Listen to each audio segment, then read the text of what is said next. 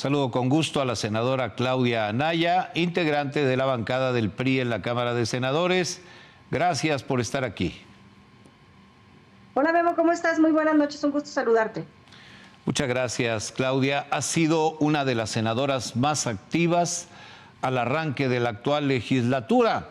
Por ello te pregunto, ¿cómo describirías el primer periodo ordinario de sesiones de esta legislatura de amplia mayoría morenista?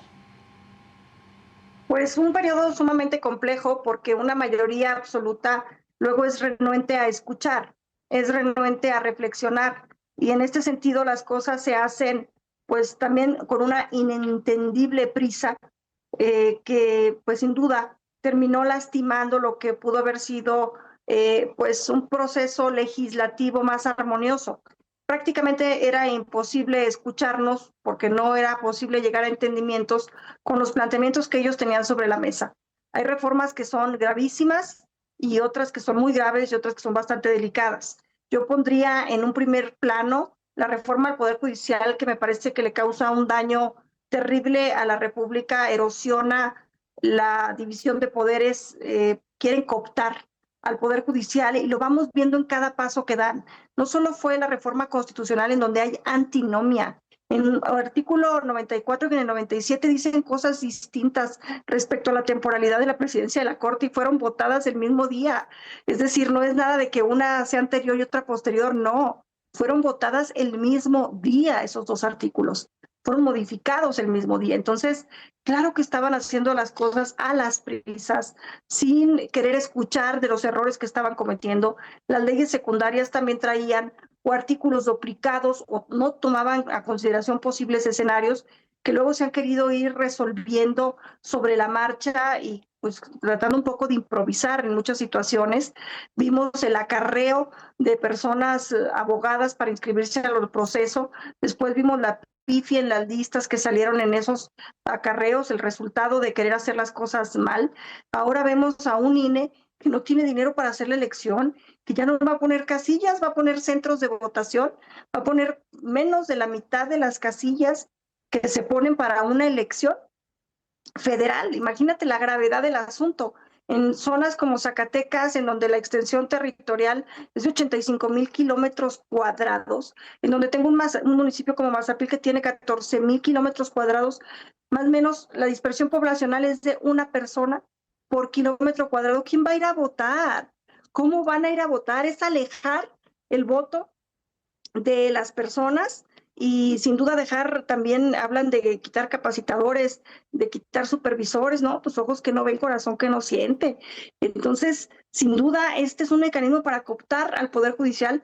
Hay muchas personas que afiliadas a Morena que están inscritas en el proceso, otros que no están afiliados, pero que tienen una cercanía y vínculos evidentes.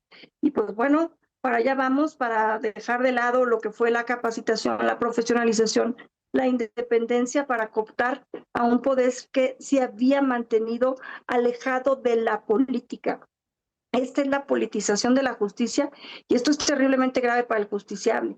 Después de esa, pues está la militarización de la administración pública con modificaciones a la Constitución de varios artículos, el 87 particularmente, donde le dan facultades al ejército en tiempos de paz, poder hacer lo que le mandate el Congreso de la Unión. O sea, cualquier ley secundaria puede hacer ya el ejército.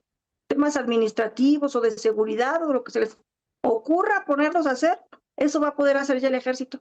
Le dan facultades de investigación en el 21 constitucional a la Guardia Nacional.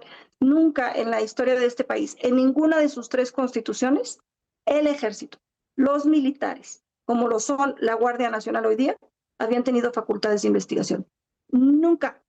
Solo la Policía Federal, las policías estatales y los ministerios públicos habían tenido facultades de investigación. Un militar no, porque su mística fundacional no está hecha para eso, porque no están capacitados para eso. Me da una profunda preocupación la gravedad que esto implica. Tenemos otras que son como la prisión preventiva oficiosa, que es ampliar el catálogo, pero no solo eso.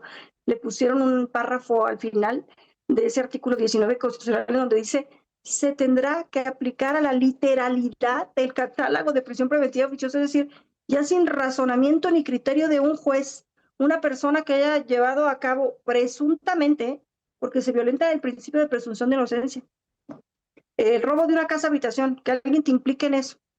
Pues a la cárcel mientras se resuelve tu asunto. Oye, pero si a mí me implicaron en el tema, oye, si la persona que me ayuda en el servicio doméstico, yo la denuncio y yo misma le metí algo en su bolsa, pues bueno, a la cárcel mientras se resuelve, si alguien se lo metió, si ella se lo llevó, lo que tú quieras, puede ser implicada, pero mientras se resuelve respecto de su inocencia, tendrá que estar en la cárcel. Y cada vez más delitos en ese catálogo de prisión preventiva oficiosa. Las terapias de conversión, por ejemplo, que las personas que den una terapia para una persona que tenga una orientación sexual distinta porque haya acudido a ellos, pueden ser acusados y ese también está en el catálogo de prisión preventiva oficiosa. Imagínate tú, psicólogos o médicos que al paciente no les haya gustado el tratamiento y los acuse, bueno, ahí está en el catálogo de delitos contra el libre desarrollo de la personalidad que en el Código Federal está metido ahí ese capítulo de las terapias de conversión. Entonces, no leen, meten conceptos a la Constitución que luego no se dan a la tarea de revisar qué dice la ley respecto a esos conceptos, que a lo mejor se oye muy bonito, los delitos contra el libre desarrollo de la personalidad, y te vas al código, el código despliega ahí 20 delitos, entre ellos este que te comento, y es el tema de no saber, no querer entender, no querer averiguar. Y así cada día nos vamos porque nos avientan iniciativas como si fueran tortillas, de a 5 en 5 por día anda uno corriendo, leyendo, lees, pero probablemente no entiendes la implicación que tenga esa modificación en la vida de las personas. Entonces, yo creo que ha sido sumamente delicado, Memo, lo que ha estado pasando, y en ese sentido creo que la gente no se ha alcanzado a dar cuenta, te voy a decir por qué. Solo hay una ley en la que tú te das cuenta al día siguiente lo que pasó. Son las leyes de ingresos, las leyes de impuestos, porque como sube el impuesto y al día siguiente lo vas a empezar a pagar, pues entonces te das cuenta inmediatamente lo que está sucediendo. En todas las demás leyes hay un tiempo de la implementación. La implementación de la ley luego es sumamente complicada. No es tan sencillo como aprobarla, que tiene además sus complejidades. El hecho de poder entender si contraviene una convención internacional, si contraviene a la Constitución, en fin, tiene su chiste legislar para el que piense que no. Pues implementar una ley es todavía más complejo. Bueno, no lo vamos a sentir mañana, pero lo vamos a acabar sintiendo.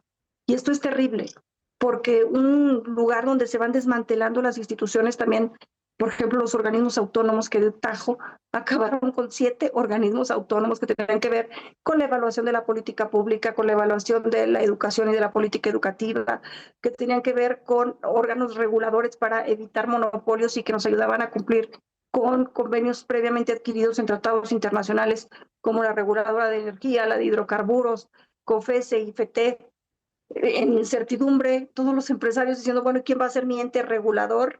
Ahora, ¿con quién voy para que me diga cómo le hago para colgarme a la red? En fin, todas esas complicaciones y el propio INAI, ¿no?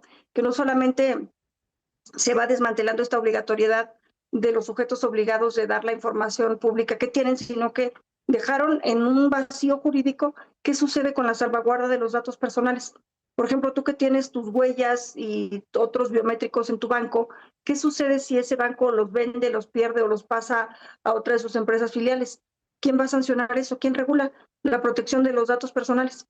La verdad es que no entiende uno bien a bien qué andan haciendo con tanta prisa, desmantelando el país, desmantelando las instituciones, desmantelando la República y quitándole derechos a los ciudadanos.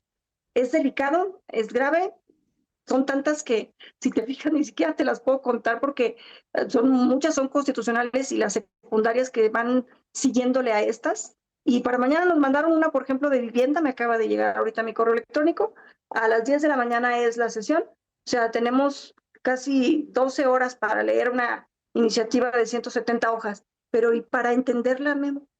¿Cuánto tiempo se necesita para entender la implicación que tiene una nueva metodología de darle facultades al Infonavit para construir vivienda? O sea, la verdad es que no es correcta la manera de legislar, se siente mucha frustración cuando te ponen a trabajar con esta metodología Y lo peor es que no puedes hacer nada porque ellos tienen una mayoría absoluta derivada de una incorrecta interpretación, a mi juicio, por parte del INE y del Tribunal Electoral en Cámara de Diputados y de la cooptación de senadores en el Senado de la República. Entonces, ¿qué te digo? Pues más que estar pendientes, informados, hoy más que nunca los ciudadanos tenemos que ser muy receptivos. Entiendo que la gente está ocupada sobreviviendo día a día en su trabajo y que para eso eligió autoridades porque confiaba en su capacidad, pero va a ser necesario poner atención en lo que está sucediendo en el país y no solo poner atención, exigir y tener una participación más activa. Tienes razón, se ha legislado al vapor, se han cometido muchos errores, se han tenido que enmendar reformas constitucionales aprobadas con prisas por la mayoría morenista. Después de todo lo que has descrito con tanto detalle, ¿en qué posición quedamos como país? Mira, por ejemplo, el alto comisionado de las Naciones Unidas, ahora que fue el día de la conmemoración de los derechos humanos, ya dijo que le preocupaba el tema de la reforma al Poder Judicial porque eso va en detrimento, obviamente, del justiciable y el derecho al acceso a la justicia. El derecho y el acceso a la justicia son derechos humanos fundamentales. Y también habló del tema de la prisión preventiva oficiosa y también pidió que la quitáramos, que la reguláramos, que se hiciera un esfuerzo adicional a lo que acaba de suceder. Respecto a los temas de los organismos autónomos, yo creo que vamos a tener dificultades, nos van a abrir paneles de controversia. Como yo te decía, esto no se siente de un día para otro, porque finalmente, si tú te fijas, apenas hace unos días nos acaban de resolver en contra, por cierto, lo de el maíz genéticamente modificado. Nos lo resolvieron en contra y eso teníamos un año litigando en el panel de controversias. Igual va a suceder con los órganos reguladores y por andar cambiando las reglas previas, que fue lo que pasó con la CFE. En la CFE, en la reforma del 2013, tú invitas a la gente a invertir y le dices, el primero que va a entrar a la red eléctrica es el más limpio y el más barato. Podía ser CFE o podía ser un particular, pero que fuera el más limpio o el más barato.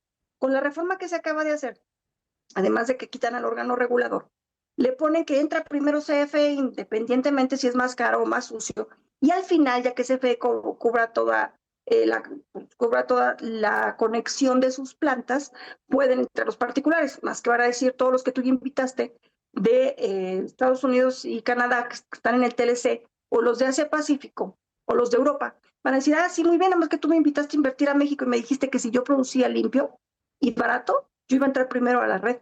Van a haber paneles de resolución de controversia que nos pueden traer demandas millonarias que vamos a tener que pagar, como ahorita ya estamos pagando haber cancelado el aeropuerto de Texcoco. La gente no se da cuenta, les digo al siguiente día, pero ¿por qué creen que tenemos un presupuesto tan presionado para 2025? Porque mucho del dinero del país está yendo a pagarle, por ejemplo, a los que compraron los bonos para que se hiciera el aeropuerto de Texcoco. Entonces estamos pagando por cosas que no se van a hacer. ¿Sabe eso la gente? Seguramente que no, porque están, como yo te digo, Memo, sobreviviendo y los entiendo. Ellos ya eligieron autoridades porque pensaron que iban a hacer las cosas bien. Ahí está. La presión la vamos a vivir en 2025 con un presupuesto raquítico, no porque México no tenga dinero, sino porque México se la va a pasar pagando torpezas. Senadora Claudia Anaya, después del tsunami guinda que acabamos de atestiguar, te pregunto, ¿estamos destinados a seguir así durante todo el tiempo que le queda a la legislatura que apenas está empezando? Sí, la legislatura termina en 2027. En 2027 hay elecciones nuevamente para Cámara de Diputados. Ahí la gente tomará una determinación. Quiere que siga el desmantelamiento de las instituciones de la República, de los organismos que les dan acceso a sus derechos, o no. O sea, la gente tiene la última decisión en la elección. Pues ya veremos qué pasa entonces, senadora Claudia Anaya. Gracias por compartirnos tu opinión sobre lo que ha sucedido en esta primera etapa de labores del actual Congreso. Gracias por estar aquí.